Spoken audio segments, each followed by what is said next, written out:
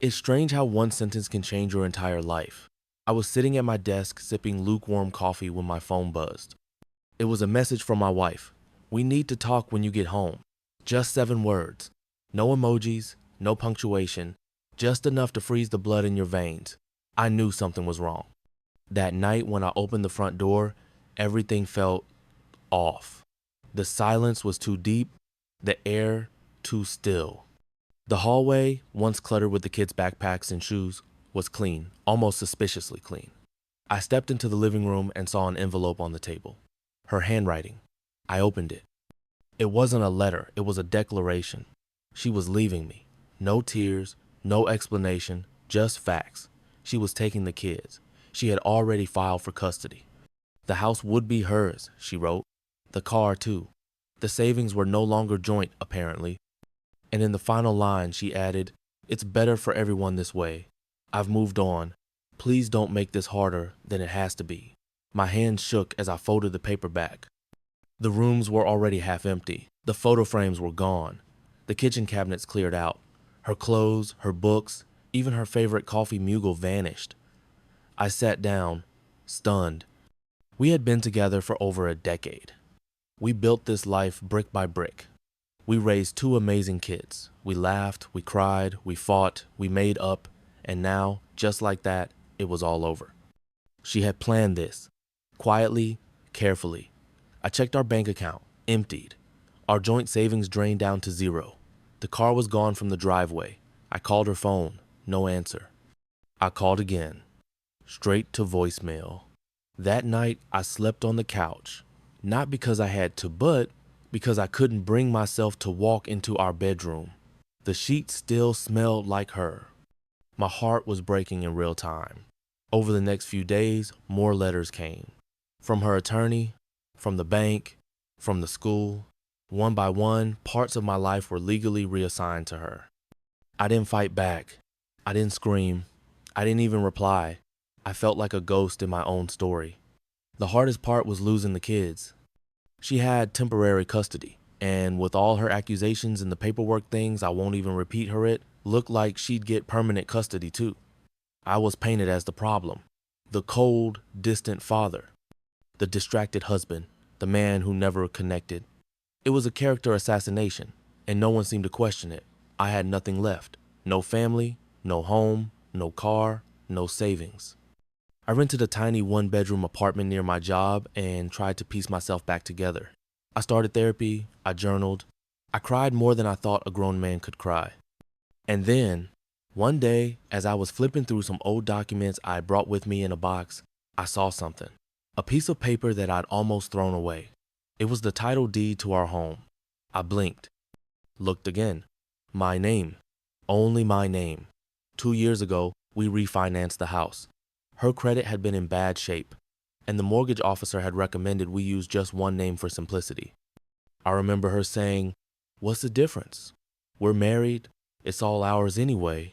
I hadn't thought about it since, but now it mattered. The house, the same house she was living in, with the kids, with the car parked out front, with her new reality taking shape, inside was legally still mine. It wasn't a shared asset. It wasn't community property. It was listed solely under my name, and that changed everything. I stared at that deed for a long time. My hands were trembling, not out of anger this time, but from something else clarity. It was the first time in months I felt like I had something real, something solid, something that hadn't been taken from me. I called my lawyer that same afternoon. He was an old friend, someone I trusted. When I told him about the title, he paused. "Are you saying the house is only in your name?" I said yes. "And she's currently living in it?" "Yes, again." He sighed. "Then technically, she has no legal claim to remain there at least not without your consent." That sentence hit me like a wave.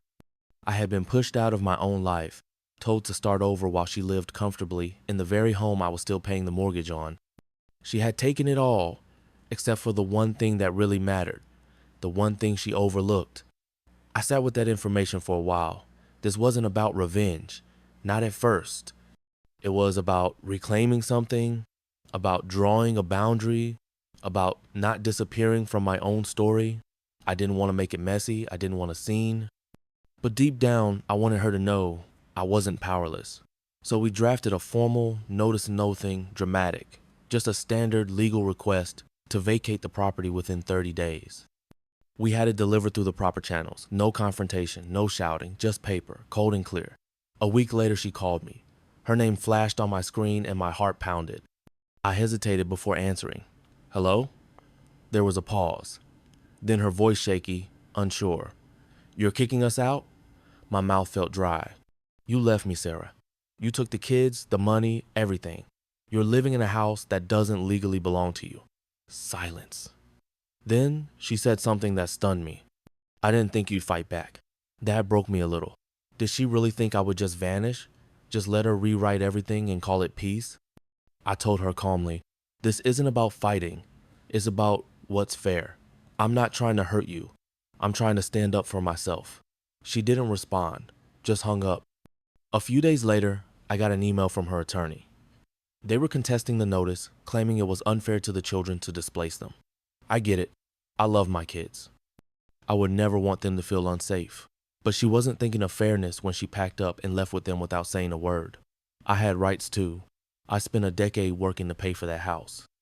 She may have decorated it, filled it with laughter and holiday memories, but on paper, it was still mine.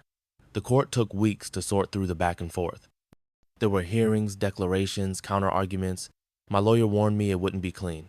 She was fighting now, not for love or peace, but for position, for control. I showed up to every meeting, every call, every form. I wasn't going to disappear again. And something unexpected happened. The judge listened. He looked at the paperwork, the title, the payment records, the refinancing documents, and one afternoon, as I sat on a wooden bench outside the courtroom, my phone buzzed with a message from my lawyer. We won. That was it. 2 words. We won. The judge upheld the notice. She had no legal standing to stay in the house. She was given 21 days to vacate. I didn't feel victorious. I felt exhausted. But also, quietly, relieved. I drove back to the house one early morning, just after sunrise. I parked a few blocks away and walked past slowly, almost like a stranger. The blinds were closed. The driveway was empty. I didn't go in. Not yet. I just stood across the street, staring. It looked different. Smaller, quieter, less like home. Maybe it was because the illusion was gone. Or maybe because I'd finally taken back something I didn't know. I needed my voice. A week later, her moving truck arrived. I wasn't there to watch. I didn't need to be. My lawyer confirmed she was gone. That night, I returned to the house. It was empty now. Echoes of our life still clung to the walls, the faint outlines where photos used to hang, the marks on the hardwood floor from the dining table, the little dings in the baseboard from the kids' toys. I sat on the floor of the living room. The silence was different this time. Not hollow, not aching, just peaceful. I thought about what to do next, whether to sell the place, start over somewhere else, maybe fix it up, maybe rent it out. I didn't have the answers yet, but I knew one thing. I wasn't broken anymore. She had taken the house, the car, the kids, but she forgot that my name was still written on something that mattered. And in fighting to protect it, I found a piece of myself I thought I'd lost forever.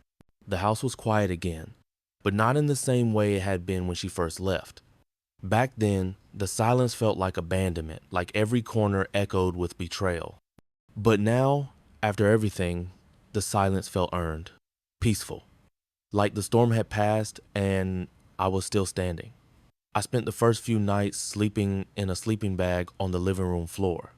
Not because I had told me bed had long been moved out, but because I wanted to sit with it, with the emptiness, with the strange, unfamiliar sense of ownership, not just over the house, but over my own story.